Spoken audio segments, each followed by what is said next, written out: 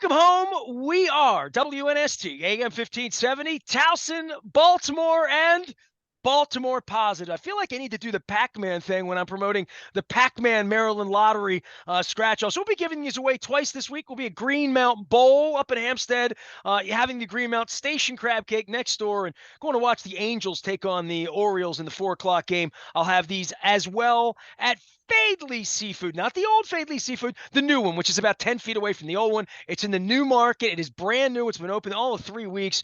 We got there on opening day. We did the show there. We're going to be doing the show there each and every Friday live from 2 until 5. Luke Jones will ride shotgun with me and then hustle out to the NFL draft. My press credential's still under review. Maybe they'll let me in. Maybe Friday's my big night against the Oakland Athletics.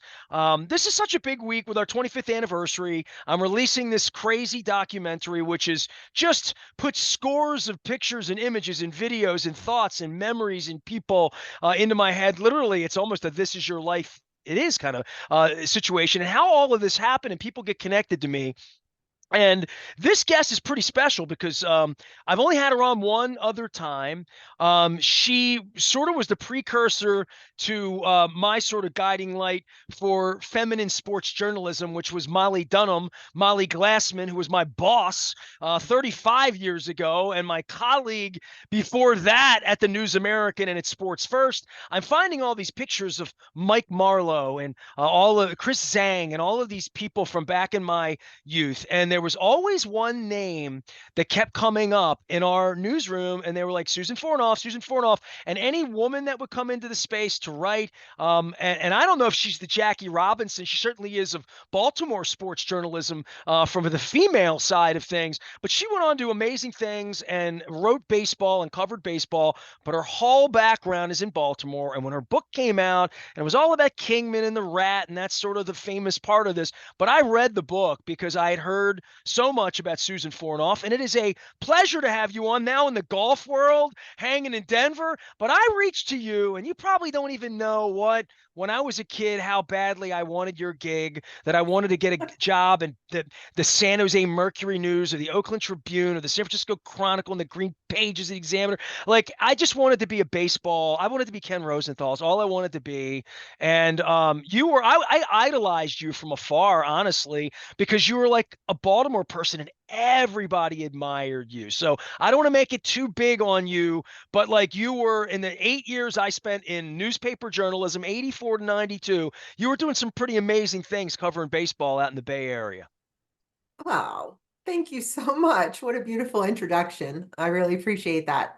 And let's thank the University of Maryland's journalism program, because that's where I got my start. And it's still going strong, a little different than it was back in my day. And please don't date us anymore with like 50 years ago this and No, it gives yeah. wisdom. I didn't even shave for you because I was going to shave for you, but I just figured I'd let the wisdom grow in here. And I'm working at the final edges of this crazy documentary. We're releasing it at 5:08 on Thursday before the draft. Have at it, enjoy it. A lot of our friends and all Baltimore people, Gina Schock from Dundalk, just local voices, Keith Brewer. But it brought me to you, and the reason it brought me to you is the A's, right? The A's are coming in. We're going to be at Fadley's. We're doing this thing. The A's were the first team I ever hated, and I had to text my son, who's in my childhood home, and say, did you find the helmets maybe in the shed that I had with Pop back? Because I had an Oakland A's helmet. I didn't like the A's, but I collected the helmets. But I was there, when Palmer and Catfish and 73, 74, I was 5, 6 years old.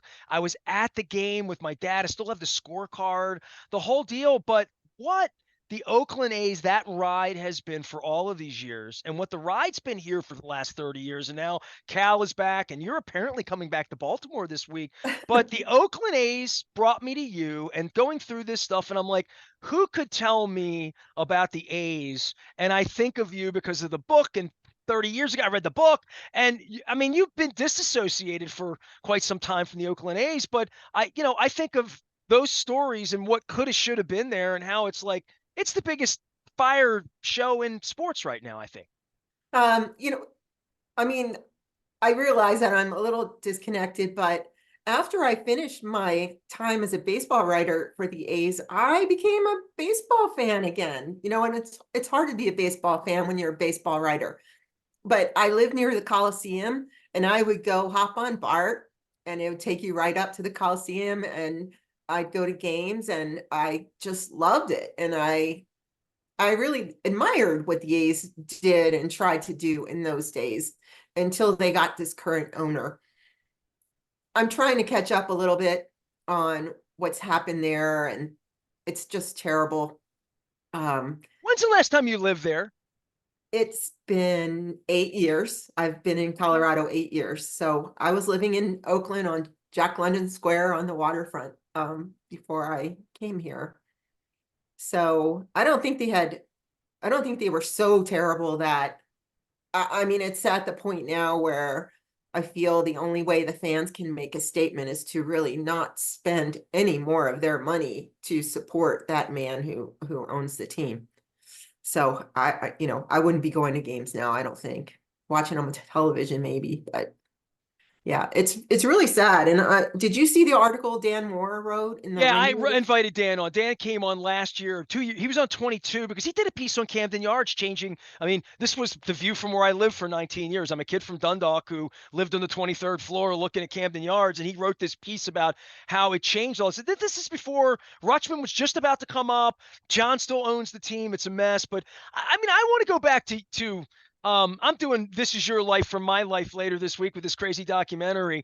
You wrote a book about some things, but your background. I know you're saber nerded up and you're still baseball oriented in so many ways from all of your life, but your background not much different than mine in a lot of ways. My dad worked at Bethlehem Steel, your family, Domino Sugar. Domino. You were a kid, probably taking the bus over to the and seeing really good. I mean, on the front of your bio, the second paragraph, Luis Aparicio's name's there, right? He's the reason Mhm. I exist here in America, and he brought his cousin. And here I am, all these years later. So we have this background of loving baseball and then being sports writers in baseball. I did Free the Birds. Peter threw me out 18 Yeah. years ago. I'm trying to get back in. Not trying, but I mean trying to lift the city, which is what this thing was supposed to be from the very beginning. But you come at it a very different way 10 years before me with just the beautiful story of how you made a career against all odds, really. Well, did you know that the News American interviewed 3 women for the job, and the first two turned it down? So Really?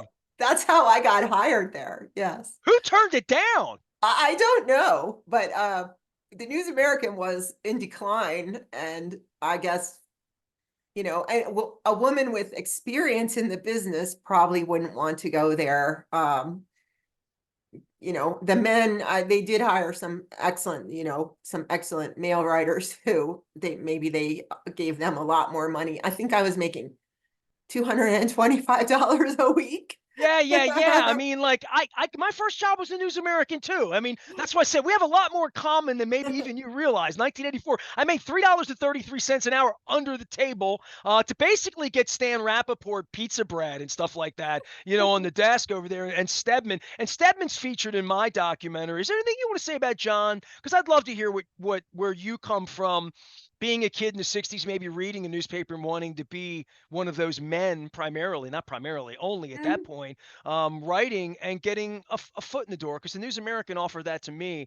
And I mean, you mentioned the Merrill School right away. Mark Hyman was literally one of the first humans I saw in the newsroom the first night that Chris Pica toured me around on South Street in the News American. I have my first badge, my visitor badge, I'm featuring in the document. Like, so it's such a huge part of my life, but I know it rocked your world too.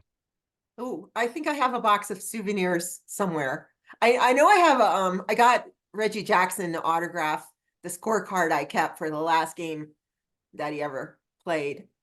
But not that Reggie was one of my favorites, but he's Reggie was a jerk to me with Ted Patterson in like '88 in Memorial Stadium. I'll never ever forget what really. oh yeah, Don Ossie came out of the bullpen and he popped up with two guys on, and it was a Saturday afternoon game, and Kubek and Garagiola were there. He was not in the right frame of mind that day to approach. I never saw Reggie like that. No, I'm just joking. I mean, I saw No, him like Reggie, that love frequently. Reggie now. Come on. So how did you come at it? I mean, give everybody your book. I really do. I want to hear your story because I don't really know it. Well, so the News American hired me like 3 weeks before I graduated from Maryland because fortunately these other two women turned down the job. And at the time, now look, Sandy McKee was already at the Baltimore Evening Sun, so I was not a trailblazer in Baltimore. I had role models, and Betty Cunaberti was at the Washington Star, and so, I What had year is seen this, Susan? 1979. I graduated from Maryland. Wow, Um, you're right into the middle of Oriole Magic. Wow, yeah, right? yes, I was, and so I knew that there were opportunities for women, and it was the time when I like to say everybody wanted to have one. They all wanted to have one woman in the sports department. So that's what the News American set out to do. Um, and so they gave me the job, and uh, you know, there was this lovely man covering preps at the time, Jack Gibbons. You probably know him. Jack gave me Um, my spot in life. there Jack you was the go. one who hired me and changed my life. I owe it all to Well, Jack Gibbons, though, literally all of it. Jack was covering high schools and or preps sports, and the other writers were angry. The other people on the staff were angry, and they were angry at me. They weren't angry at the people who hired me. They were angry at me because I came in and was doing sidebars on the Orioles and sidebars on the Colts, and I was doing Maryland games and things that maybe, they viewed that as more elevated than what Jack was doing. They thought somebody brand new should come in and do props, and I can't blame them for that. And that psychology was very much the same when I started in '84. I Sure. mean, I worked my way up, right? I mean, I Yeah. got to cover one Skipjacks game and then maybe a Bullets game, and as I look at what I did, they must have really loved me because I got to do lots of stuff that I cannot believe. I look at my age and my byline. I'm like, I was 19 doing that. You be kidding me? But that's the opportunity that existed Mhm. then that maybe doesn't exist anymore in the same way. But certainly you were a trailblazer that had it. And then by the way, you had to go talk to Eddie Murray, right, after the game, and deal with male baseball play. We'll get to Kingman. We'll have to get to that. Oh, But in '79, you're doing Orioles sidebars on DeCinces, Dennis Martinez, Lowenstein. That was my favorite team in the world, right? That was my team. I was 11 years old. So you went to a lot of those games in '79. I did 79, 80, 81 was, and I think I did get to take my dad to a World Series game against Pirates. So, uh, Don Stanhouse is coming on the show this week. He and I were texting. So I'm going old school with all of you, right? I'm trying to find everybody that's still living and willing and able to tell stories. And a guy named John Miller, not that John Miller, a different John Miller, one with an H from the Wall Street Journal, is writing a book on Earl Weaver and on his life and legacy. I probably should put him in touch with you. What would you tell that little boy in me, the little Aparicio that loved Kiko Garcia, and Gary Renicky was my favorite player and wore the mask after LeGros hit him in the beginning of the year. That 79, 80, 81 team begat, I mean, they're still trying to eat off of that. And to that team was trying to eat off of Brooks and the teams that you knew in 69, 70, 71. But you know as well as I do, there were a lot of empty seats. It was not a well-to-do franchise. Even when you went out to Oakland, it was still sort of falling apart, and the Colts left while we didn't have football. It's a different thing you're going to come back to Baltimore this week in a way that I guess it brings us to the Oakland story of it sort of falling apart there in every conceivable way, from the NBA to the Raiders back and forth to now the A's. well, the difference is Baltimore somehow keeps it going, and Oakland hasn't been able to. Um, Oakland and Oakland has a lot of problems, just like Baltimore does. And they have a great fan base. I think they're very similar to Baltimore in that way. But the fans don't have the power, as you know. And if you get a bad owner, and I don't think Baltimore has the slightest idea of a bad owner ever since Mr. Ursay left town.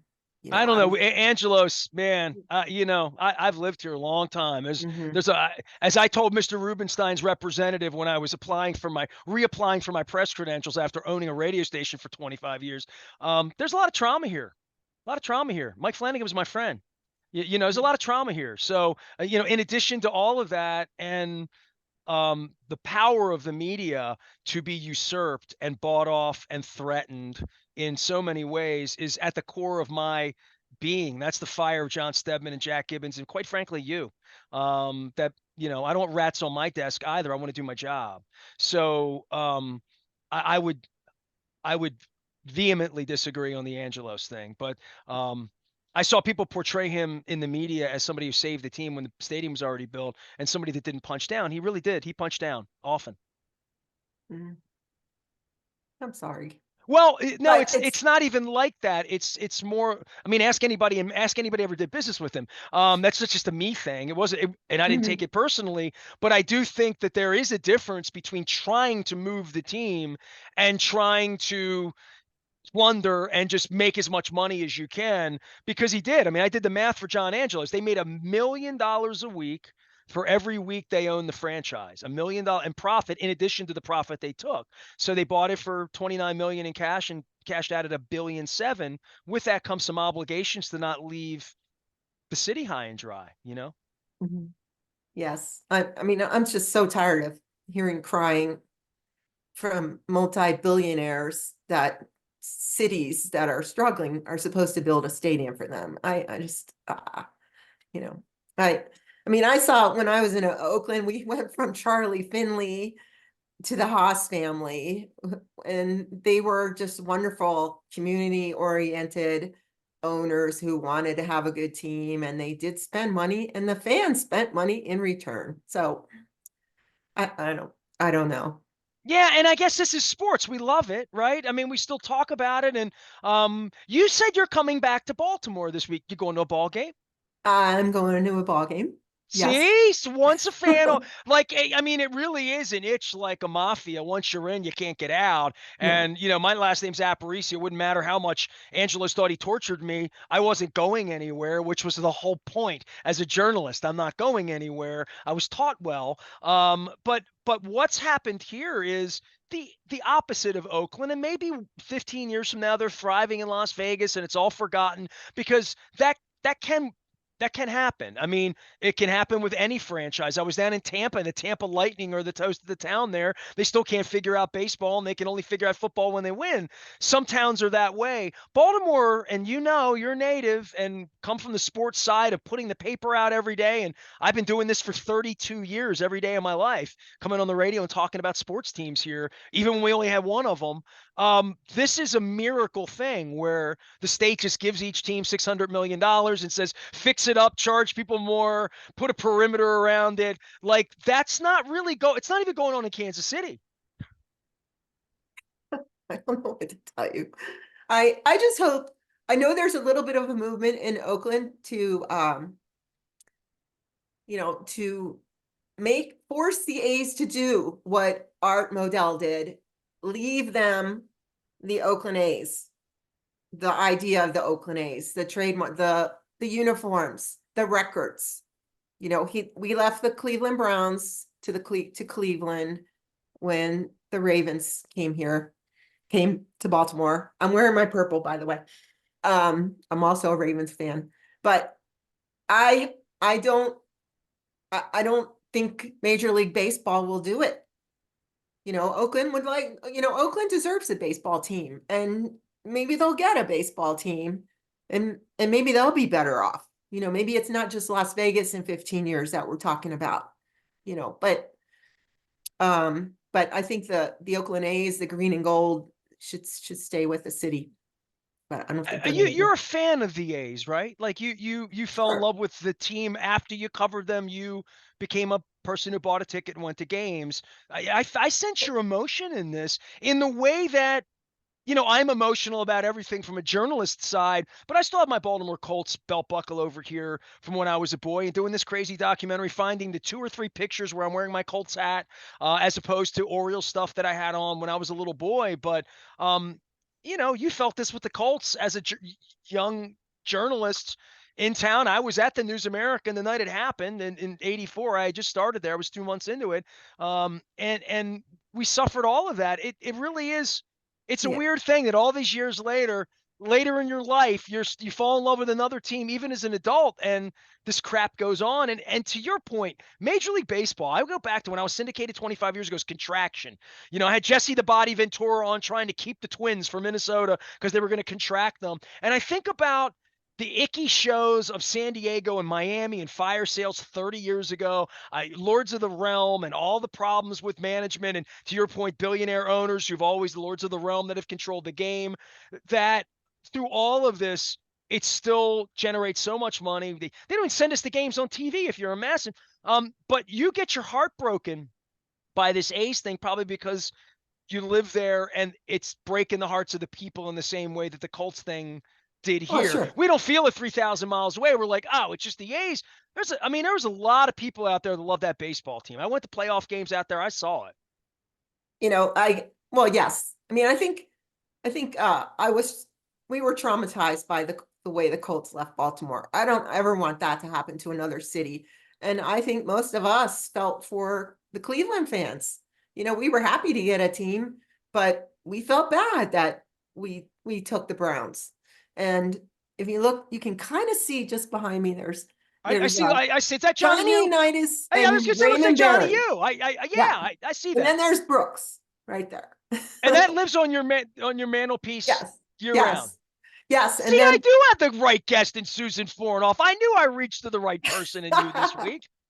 now you can't see, but also in another corner, I have the Sports Illustrated cover. Probably won't have one of those again, of the Nuggets holding their championship trophy last year. I became a pro basketball fan now because I married a guy who is a huge fan, and he's a member of the denverstiffs.com community. And we actually we covered a game together last week. Boy, was that a trip to Nuggets game. yes, All right. when they played the Timberwolves. And it was an 8 o'clock start here, and we're not night owls. So we had to stay up and write the recap together.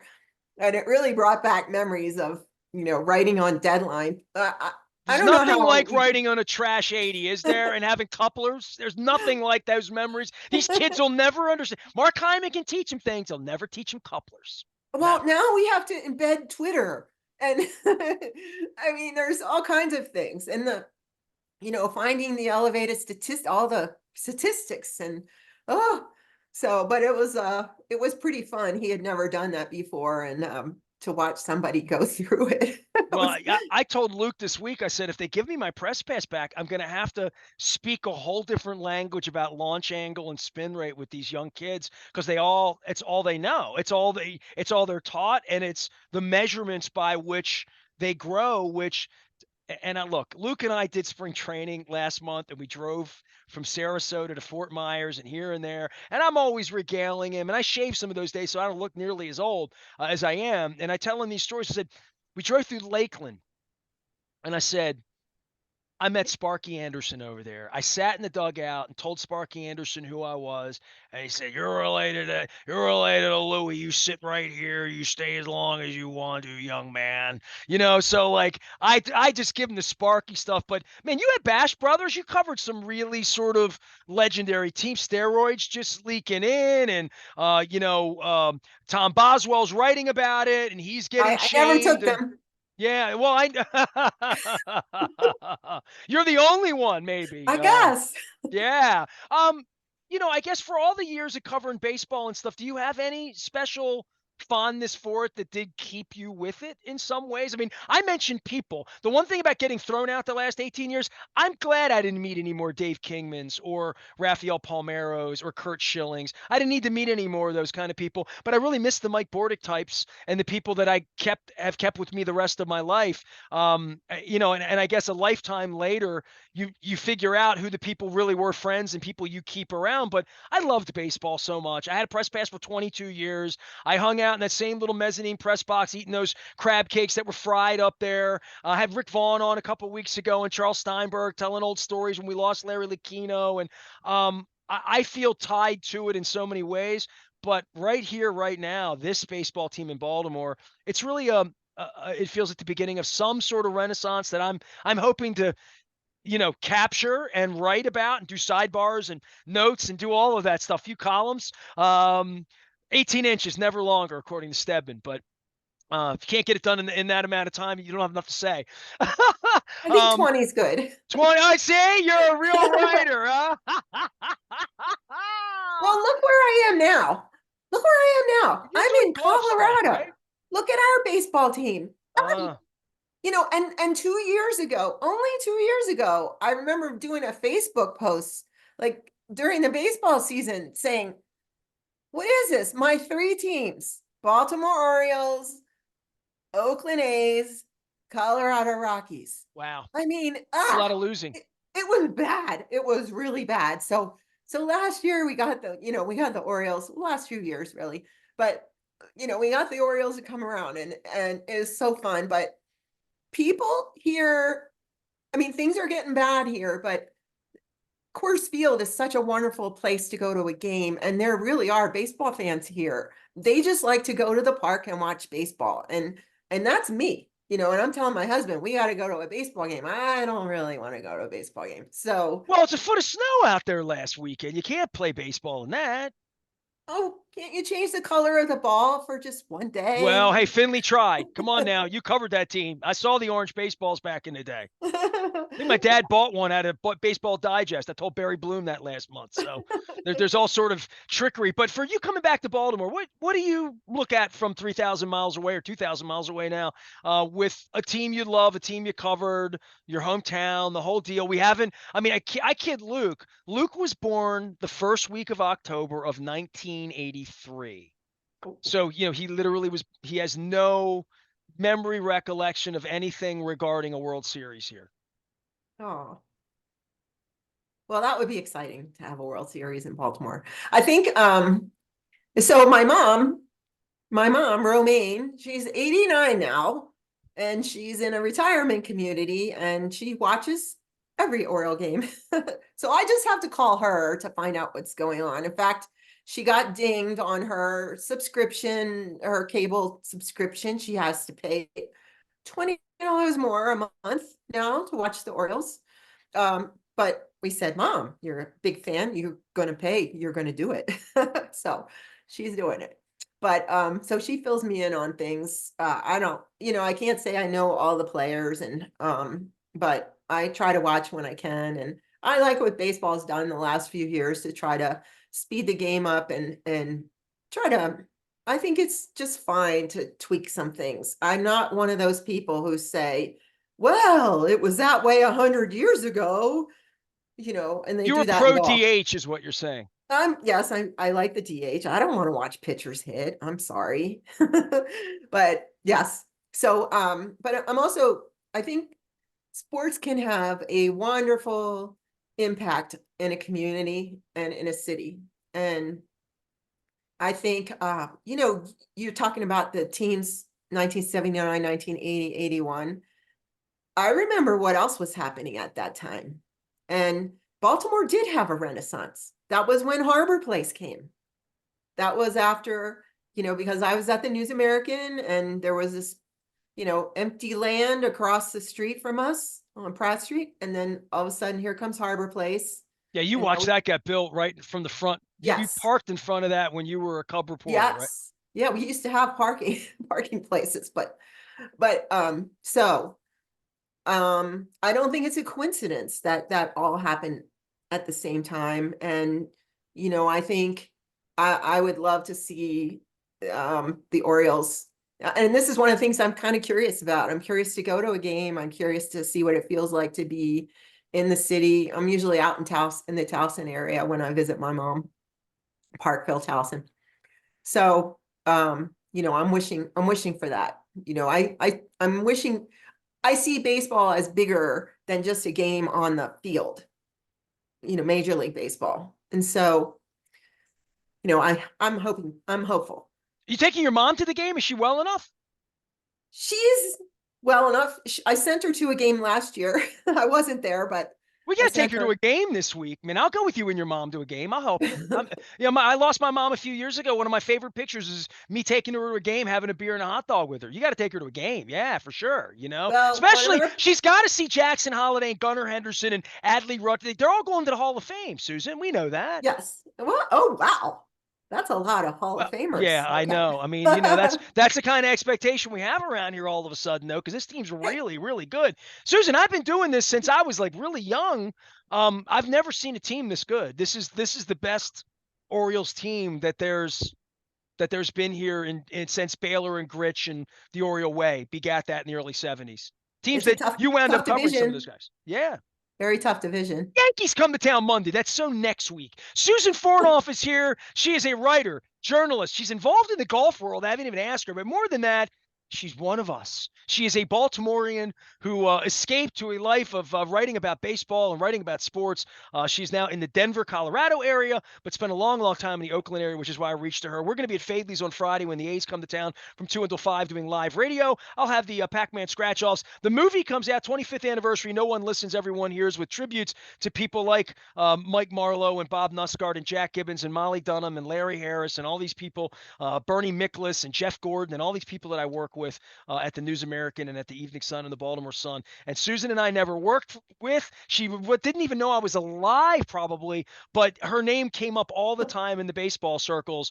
The Kingman rat thing sort of, I guess when something like that happens and you write about it in your book, it really is to me a case study of how inside baseball always was. And I've been thrown out for 18 years, so I can't speak to it at this point. I've only been treated poorly, and I've told that, and that's pretty obvious to anybody that's ever listened here how I've been treated. But the part about being on the inside, when I saw people like you ahead of me doing that work, I sort of knew Reggie Jackson was going to be a jerk, and if it wasn't him, it was going to be somebody else. And I'd spent enough time around Phil Jackman and people that had covered the game, and I'd been in hockey locker rooms and all that stuff by the time I was 16, 17 years of age. But baseball always had a reputation of they're the worst guys. They make the most money. They are entitled. They like all of that followed baseball players. I mean, there's a term we always use.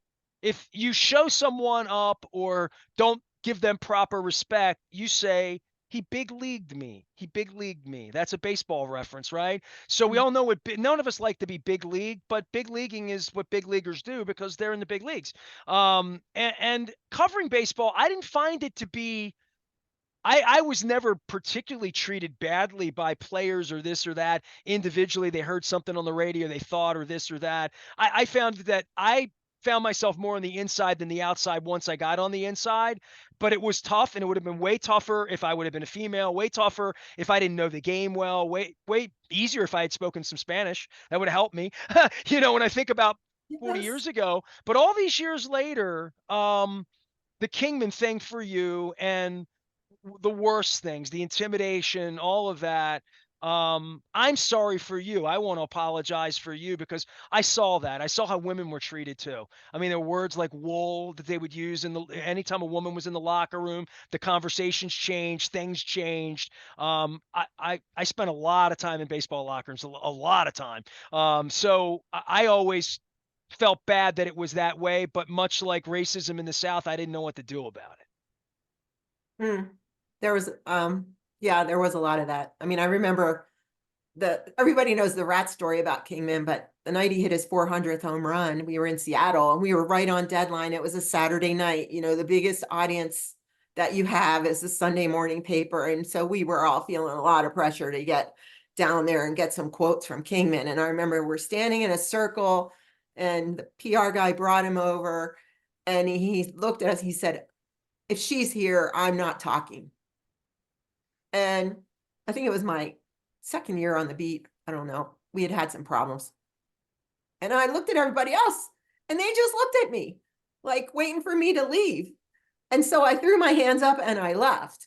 And now if I had to do it over again, I would have just asked a really good question. I would have stayed right where I was. And I like to think that if we all had it to do over again, that several people would have spoken up and said, don't be an asshole, Dave, or, if she's got to leave, I have to leave or whatever.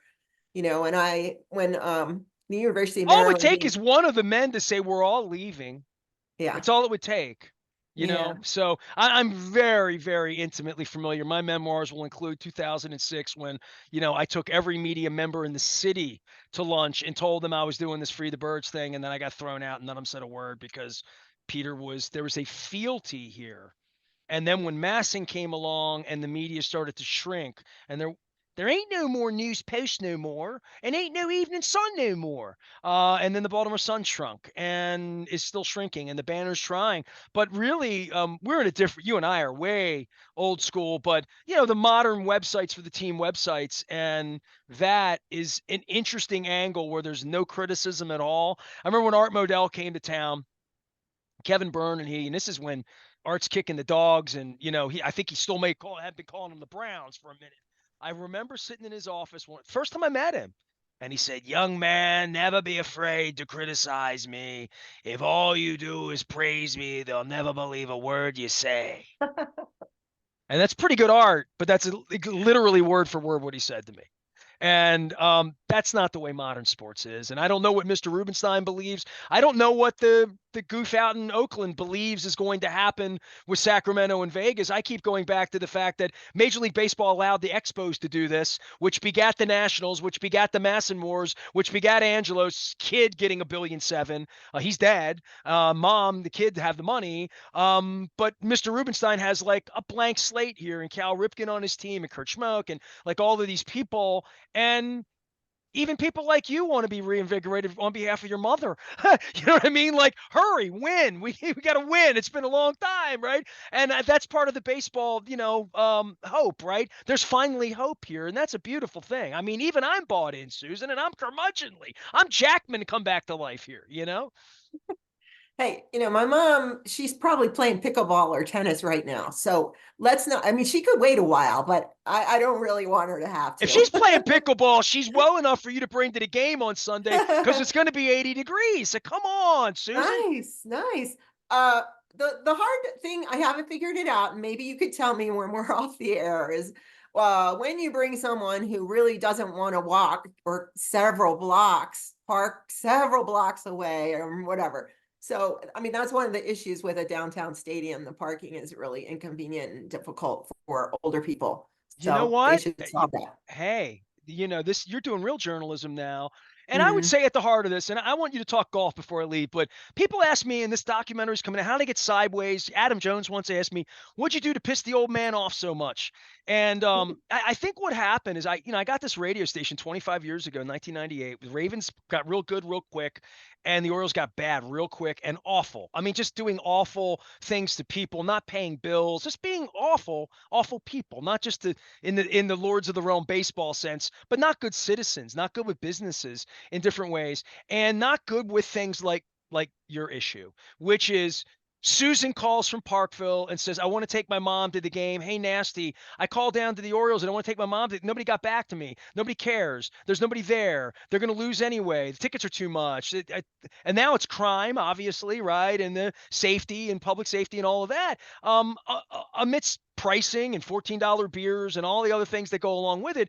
But I became their complaint department in the way that a cranky newspaper writer would become a complaint department for whatever bullpen issues, lineup, whatever you bitch about as a columnist or a writer in regard to covering the team. My radio station became, I had a cold hot dog and a warm beer, or why can't, and I'm like, call fan assistance, you know what I mean? But there is a point where I hear you and feel you that there has to be something on the website to say, I need to drop off my 90 something, because they had a 102-year-old woman throwing out the first pitch last week. They've got to have a department for that. I just know under Team Angelos, none of that was real functional for a long, long time.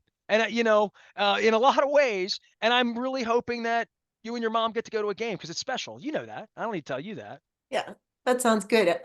$14 beers though? Oh, geez, here we go. Really? I saw Springsteen in Syracuse the other night. Tell everybody about your golf thing because Oh, I have such again. I begin all of this. You're a superstar to me because you sort of laid the path for lots of things I saw and did in writing and how I've had my own rats delivered to my own to my side of the fence over all of these years of doing this. And the public doesn't know, care. What I get all of that, but there comes a point when doing your job on their behalf even if they don't understand, you still want the chance to do that. You left all of that and like golf, right? Like, you've written books and you've written fun books. I don't even want to use the S word, the four-letter S word, but you can. no, that's okay. That's quiet now. I will say somebody will have to look that one up on susanfornoff.com, I guess. But I am retired. I don't want anyone telling me really what to do anymore and when to do it. And I'm pretty much out of that. I'm finished working for people.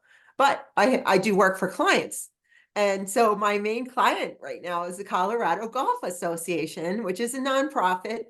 And all these people started playing golf in the last since 2020, and they're mostly adults. It's not a junior golf growth.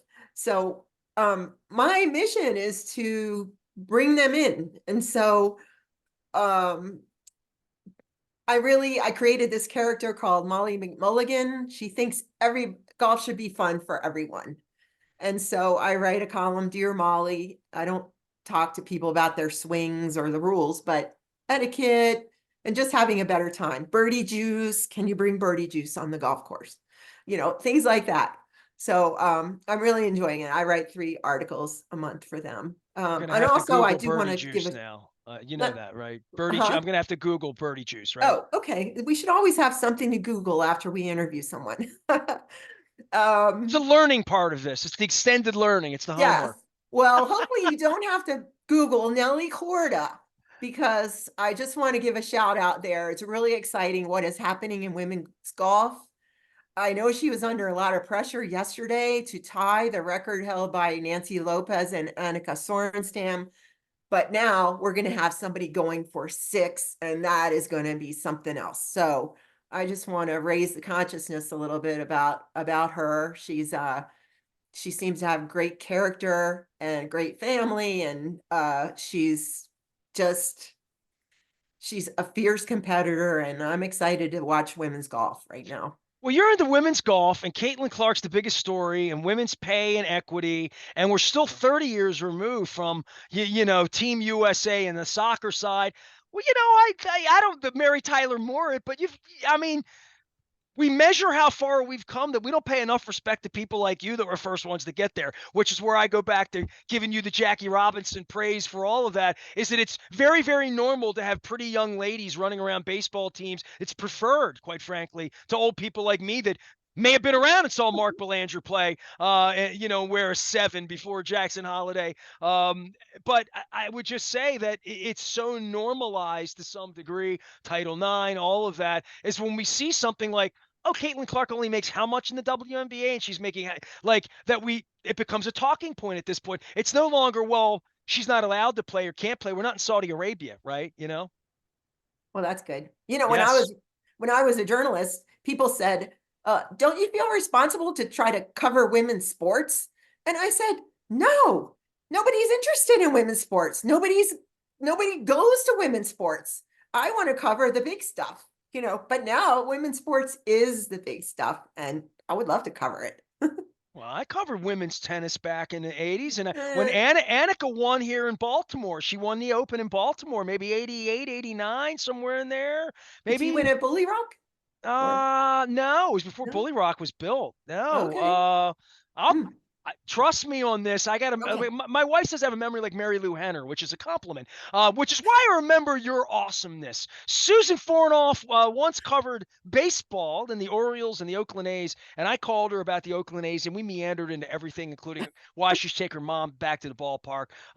Thank you for your time and your leadership, as I would say, if we were at some networking event. But certainly, everything in the newspaper age and era, as when John Eisenberg comes on, and he's coming on again this week because he found all these old Oriole tapes, we always talk about the golden age of newspaper and sports writing, right?